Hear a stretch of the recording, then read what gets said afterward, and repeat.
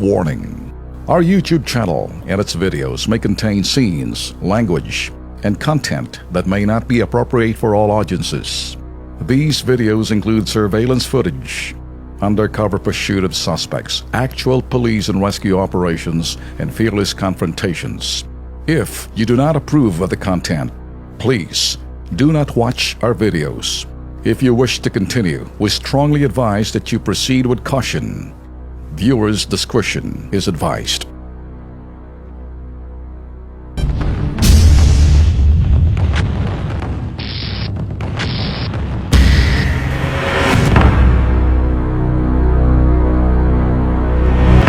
Ilang minuto pang lumipas, dumating si Colonel Cesar Miranda at ang attorney ng NAPOLCOM na si Attorney Michael Casinas upang umpisahan ang investigasyon sa kaso laban kay SPO4 Leyva. Dito, abot langit ang pagtanggi ng pulis patolang si Leyva na hindi na bago sa Tulfo Brothers sa iba pang kasong kapalpakan. I'd like to make it very clear because a while ago sinasabi niya na dinadama niya yung pinang-higher up. That's what he was saying a while ago. He was saying kung meron mang lapses sa kanya, he's not to be blamed because he was saying, pointing at the top, from the chief of police down to the lower level.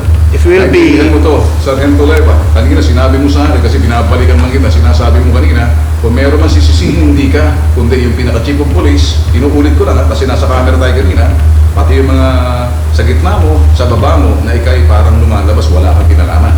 Pagtatakpan nga, responsable ka na, accountability kasi ginawa mo. Wala po akong pinagtatakpan sir. Ha? Wala po akong pinagtatakpan sir.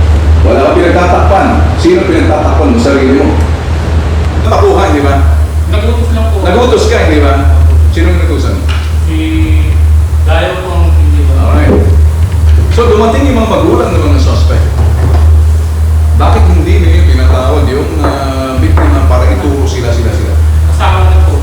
Ano kasama? Kasama yung Tinuro ba? Hindi po. Bravo. Ginagago mo talaga ako. Ikaw, ako susubukan mo, bitagin ng katarang-taluhan kasi nungalingan mo, ha? Huwag mo akong susubukan. Mauubusan, matutuyan ka ng utak. Huwag mo akong gagaguhin, ha? Kung nagagago mo, mga opisyalis mo, huwag ako, ha? Subukan mo. Tingnan natin kung matuyan ka ng utak mo. Pinatawag din si PO1 Mary Jane Ponciano ng Women's and Children's Concerns Unit o WACO na isa rin sa nag-imbestiga sa kasong ito. Nakita mo bang blatter? Nakita ko sir yung blatter na may red case sir. Na red case? Oo sir, pero wala. Nung araw yun? Opo, nung Sino Monday. sumulat? Hindi ko alam yung sulat. Monday pala sinulat. Oo sir. 6 Anong oras? Mga 6 a.m. siguro yun sir. Sino sumulat? Hindi ko alam sir. Pero nandoon ka. Yung sumulat sir, wala po. Pero hindi, nandoon ka. Anong nakita mo sitwasyon? Nandoon ka. Wala sir ha. The official letter of the Limassol Police. Is there anything that says 3 persons were invited and 3 persons were subsequently released from custody? And for what reason? Ganun, di ba? Will you please help her, Ms. Machado? Sir, wala sir na ano. Wala na sir eh. So, Mr. Cotter, Yan there lang. seems no entry regarding the arrest of 3 persons and for the subsequent release. Only the entry that a case of rape, gun rape transpired as reported by the father. Problema mo, hindi naka-blatter. Para kayo nag-imbita ng suspect para pagtakpan. Kasi kung naka-blatter yun, covered pa rin kayo. Pero inaamin mo ngayon mismo na inaamin mo. Tama yung ginawa mo, hindi questionable yun. Nagkamali ka, tuloy yung tamang ginawa mo na pagtakpan ng kapalpakan ang ginawa mo at yung kapalpakan mo pinagdududahan ka na talagang sadya mong pinagtakpan yung mga suspect. Maaaring kakilala mo para hindi aabot doon sa no bail. Hindi na napigilan ang pagkadismaya ng mga magulang ni Baby sa ginawang palpak na parak na si SPO4 Leyva. Yung mga lapses nung ginawa nila doon sa kaso ng anak ko, siguro kayo magulang din. Kung sa inyo nangyari yung nangyari sa anak ko, anong gagawin ninyo? Naging malinaw kay Colonel Miranda at Attorney Casinas na basura ang laman ng blatter kaya basura na rin ang pinagsasabi ni Leyva. Ito ang tunay na pakay ng bitag kung bakit tinungo namin ang Bataan upang ibasura ang patutsada at palusot ni Leyva na hindi umobra sa bitag maging sa NAPOLCOM at Bataan Police Provincial Office. Dito, Napagkasundo na lamang na ipagpatuloy ang summary hearing sa mga palpak na pulis ng Hermosa sa pangunguna ni SPO4 Leyva matapos ang 15 araw. Agad ikinasanang-bitag ang aming surveillance sa loob ng Tagumpay Subdivision, Barangay A. Rivera sa Hermosa, Bataan. Ipinaramdam ng bitag sa mga pamilya ng suspect na harap-harapan kaya naming komprontahin ng mga salarin sa mismong teritoryo nila. Sige, iniikutan lang namin yung subdivision ng kung saan nakatira yung biktima at yung mga suspect. Ngayon, dadaanan uli natin yung mga bahay ng mga suspect at yung sasakyan umano'y ginamit ng mga suspect. Sa loob ng bitag surveillance vehicle, habang kinikasing namin ang lugar, kasama ang mag-ina. Hindi na napigilan umiyak ni Baby habang sinasariwa niya ang kanyang mapait na sinapit sa kamay ng mga humalay sa kanya. Ano nangyari dito? Diyan niya lang po, tinagtulungan na nila po akong apat.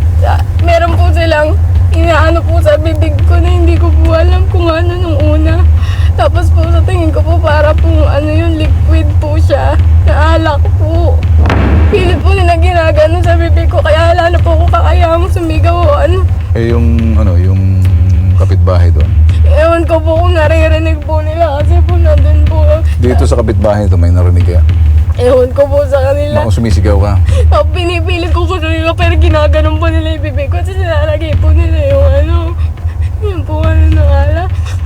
Hindi ko naman po alam kasi nung una kung ano yun dahil hindi naman po umiinom ng alak eh. Pinagtutulungan mo ako. Sana hindi ko naman po yung gagawin ng mga panahon na yun. Kaibigan mong babaeng ginawa. Oo. Ayun po, tinutulungan nga po niya yun. Siya nga po yung taga-ganon. Tapos yung mga lalaki po yung nakaba po sa akin. Nakikita at naririnig ko po yung mga tawanan po nila.